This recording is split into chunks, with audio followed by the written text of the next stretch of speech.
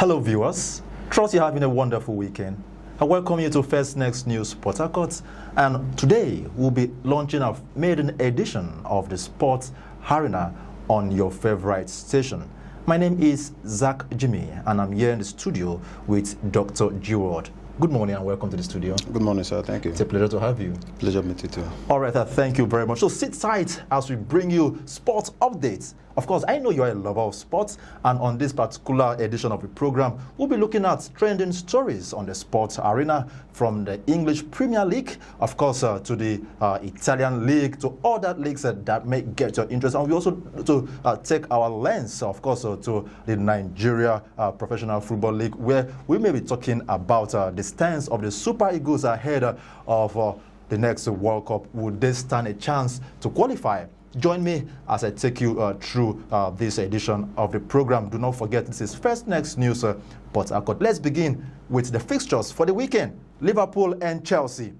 Liverpool and Chelsea. Of course, we know that Liverpool have been in a very great form this season, despite losing the last matches. People say, "Oh, Salah, why will you lose that penalty? You have been the champion of penalty in Premier League, and you lost that penalty." Do you think he's going to lose another penalty ahead of Chelsea match? I don't think he's going to lose another one, but I do feel like Liverpool has been a bit very lucky this season, because you described them as very lucky. You know, they're the defending champion. I know that was last season. We're talking about this season. I do think they are pretty lucky this season, because if you look at their first match against, I think, Bournemouth, it was from 2-0 down to 2-2, and from 2-2, they got lucky at the dying minute and made it 3-2, and then Salah scored, made it 4-2. Their second match was against Newcastle. With red card, 2-0 down, it became 2-2 again, and then dying minutes, Francis helped them get the 3-2, and they had another match too against Atletico Madrid. It was still the same story. So I think Liverpool are a bit very lucky this season, and if they don't watch their back, I'm very sure they might not get the league again. Before their last match, of course, they were drawing 0-0. 90 plus 3 minutes, Salah had that penalty to score. So I must, well, I would to some extent align with you when you said they've been lucky. But how long do you think this this luck will reach them? That's where you get punished in EPL. That's where you get punished. All right, that's for Chelsea and Liverpool match that will be taking place this weekend. Do well to watch. We'll be coming back to give our analysis on that. But so let's talk about Chelsea. Do you see Chelsea winning that match? Against Liverpool? Against Liverpool? Honestly, I can't say. Look at it head-to-head from their pedigrees. I won't even talk about head-to-head. Currently, with the situation in Chelsea, the injury situation, we have, as at yesterday, the coach announced that there are 8 players who are out. Of course, he did. And these are key players in the team. So, with them not in the match, I still think Liverpool might edge Chelsea in the game. But then, it is a game in Stamford Bridge, so there's definitely a chance for Chelsea. A chance for Chelsea. So if you are giving a chance to predict, what will you predict? I think a 2-1 or 2-1 match. Or a 2-1 in favor of Chelsea? For Chelsea, yes. Right, let's come to Amorim boys. Amorim boys, they've been on the conversation for a long time now. I mean, people calling for the sack of Amorim, that he's not doing great for Man U, and their match against Sunderland coming up this weekend. Do you see Amorim getting another points against Sunderland? Against Sunderland, you know, there's we might actually think they are a team from the relegation. Of course. But if you look at their stats this season, they've played 5 matches and they've lost just 1. So if you think it's going to be a walkover for Manchester United, then we might be making a big mistake. And looking at the only team who is unbeaten in the league this is Crystal Palace, and they could not beat the same Sunderland. So that's something to look at. So I think it will be a very difficult match for Amorim boys, and we definitely will expect Manchester United to win, because it is Manchester United we're talking about. But then, if you look at their form this season and the fact that the coach doesn't want to change this formation. He says he loves his philosophy. Exactly. When he was asked during his last match, he's going to change his philosophy. Yeah. Yesterday, when the Crystal Palace coach was talking, he made mention of different formation he has been able to play in his course of coaching career.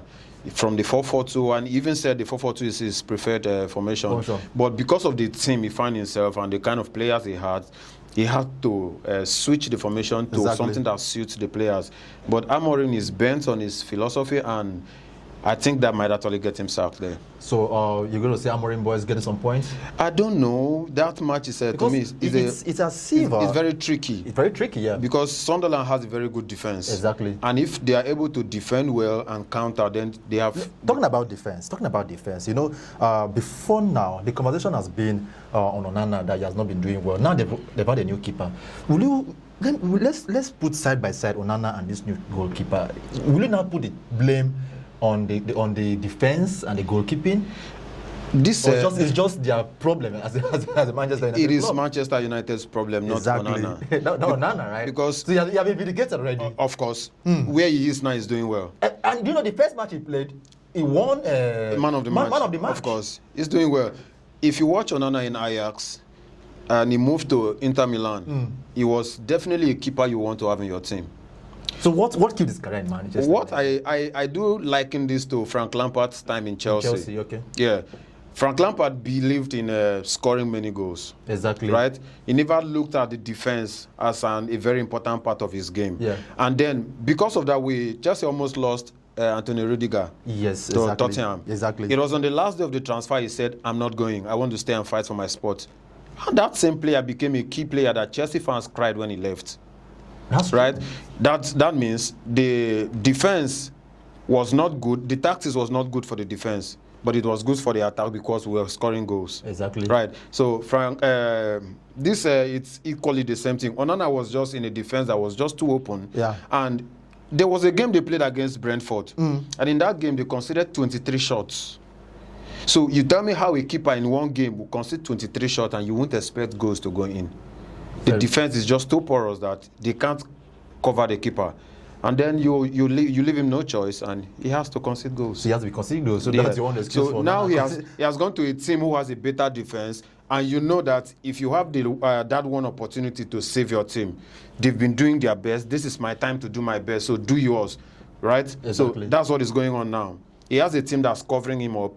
And just that one time that you are being caught upon, he has to deliver. So now, if you say he has a team that be covering up, Maguire has not been doing a great job when he was in Man U? Maguire, you know, there was a point we were calling him a comedian, right? Of course. Because of this. The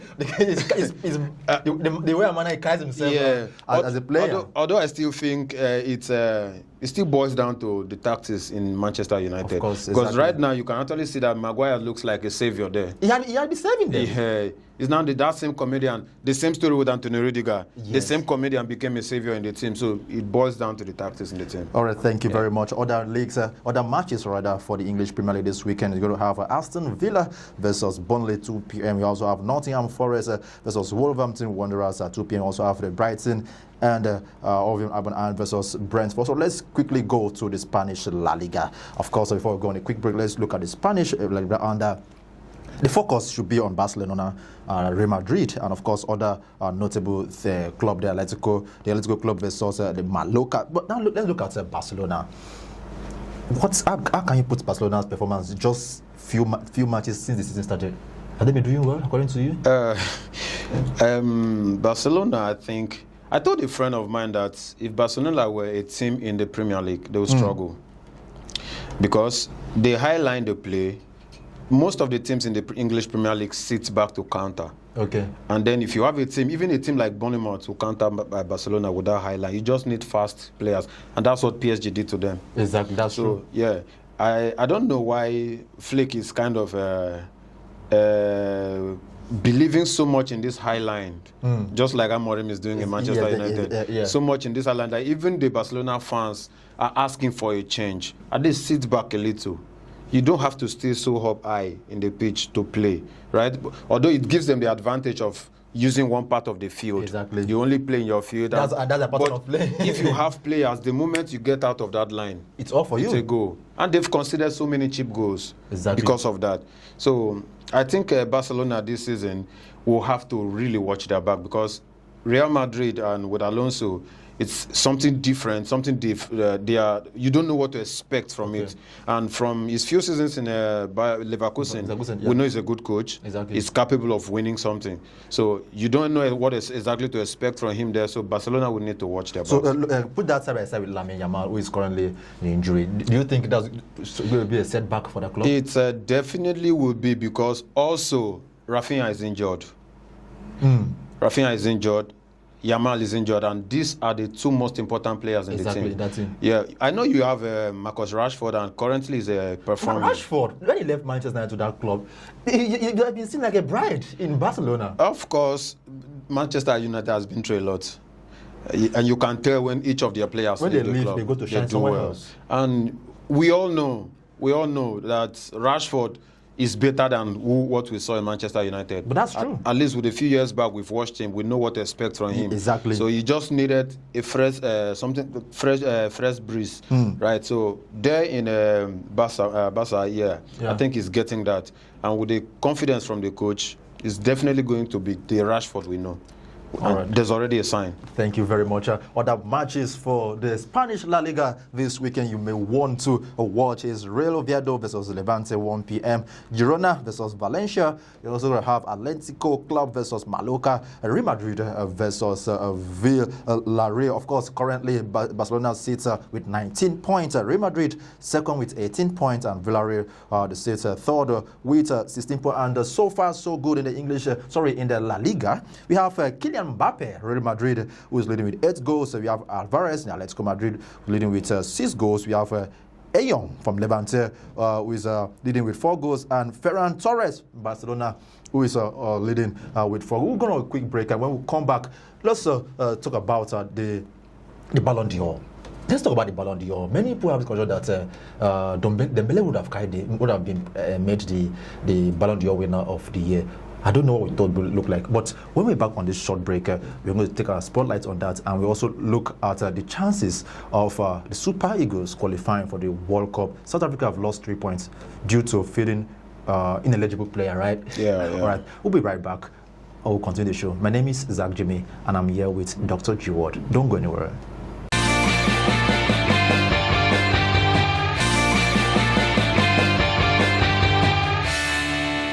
All right, thank you very much for still staying tuned. This is First Next News Protocol, and the program is Sports Arena on First Next. My name is Zach Jimmy, and I have here in the studio Dr. G. Ward. He has been making comments and, of course, analysis on the trending sports topics. Of course, he talked about the English Premier League, and we also talked about the Spanish La Liga. So let's turn our focus now to the recent Ballon d'Or awards. We all no longer story that Dembele has been crowned the king of football by France. I call it France because it's a French stuff. Yeah. So are you okay with that? Are you okay with that result? Definitely.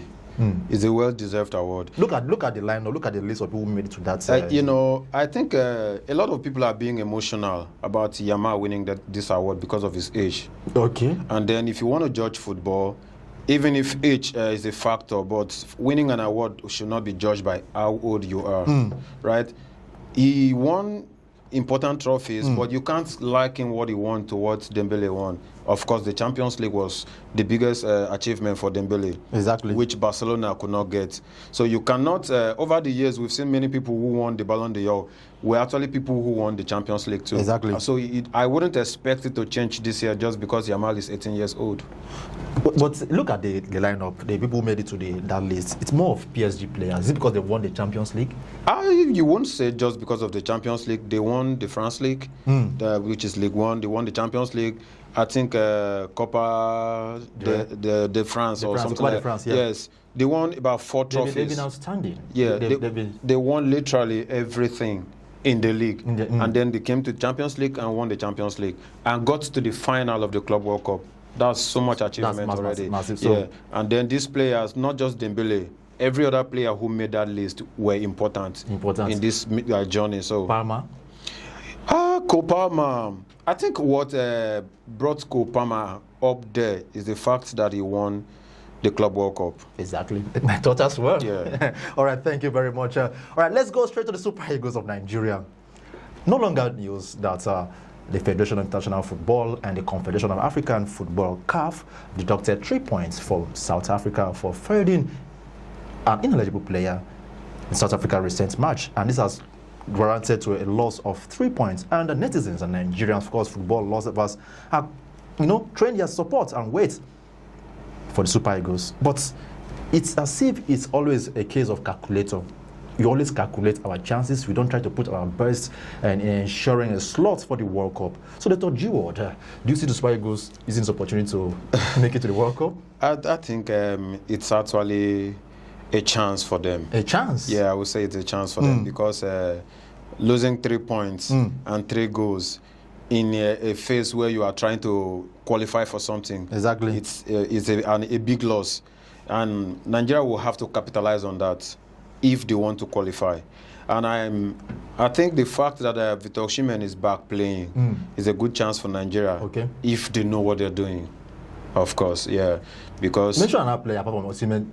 Lookman, Iwobi, they be doing great, outstanding. See, the last Champions League match, Galatasaray versus Liverpool, right? You saw how Osimhen scored the only penalty that gave Galatasaray the victory, and he has been a very serious bright. But why are we not having this impact? Or do you think the last match they played with South Africa in Uyo, it was laid out because of the injury? Definitely. Was that the reason why? I don't think, honestly, to be frank, in that match, I wasn't expecting Nigeria to win.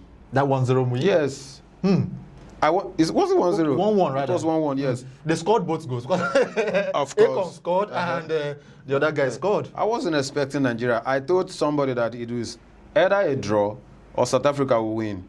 And that's because I don't think Nigerian players, I just feel like they don't put in the energy they put in their clubs in Nigeria. I don't know why. Some people say if you play so much and you get injury here and that, you go back to your house. But in Europe, when you get injured, the doctors there will be on your case. Of course, for the fact that there's an availability for doctors, whether in Nigeria or wherever, you have the access to these doctors, right? So even if you get injured in Nigeria, you can definitely go somewhere where you get properly treated. I feel it's enough reasons for them to want to put in their energy. Because if you watch most of these Nigerian players in their leagues, you wonder what's happening in the Nigerian league. I watched Iwobi being very great, even Calvin Bassey. Exactly. In Fulham yesterday, you watch Iwobi. I watched the match yesterday. He is the most important player in Fulham currently. He ticks the bug, makes things happen there. But when you come to Nigeria, it's so docile. So I don't know.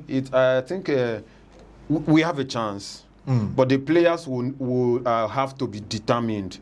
They need to desire to qualify for it and capitalize on the loss for South Africa. All right, thank you very much. That's the size and package of our show this morning. Do not forget the South Africa, they're still sitting pretty with 16 points from 7 matches. Benin, 11 points. Nigeria Super Eagles sits on the 3rd position with 10 points from 7 matches. Rwanda follows with Lesotho and Zimbabwe. And the Super Eagles will play in their next match on the 6th with Lesotho. Yes, with an away match. And after they will play with Benin. And Nigeria will play Venezuela. That will be a friendly match with Venezuela. So let's see if these matches will give them another chance of qualifying for the World Cup. They lost. They couldn't qualify for the recent World Cup because of inability to qualify. Let's hope that the new coach of Super Eagles. Because I am not. We'll talk about this about the coaching system of Super Eagles. But for now, let's draw the curtain for Sports Arena on First Nations. Do well to follow and keep tab with us for more updates. On behalf of the production team, my name is Zach Jimmy and Dr. G-Word. It's a bye for now.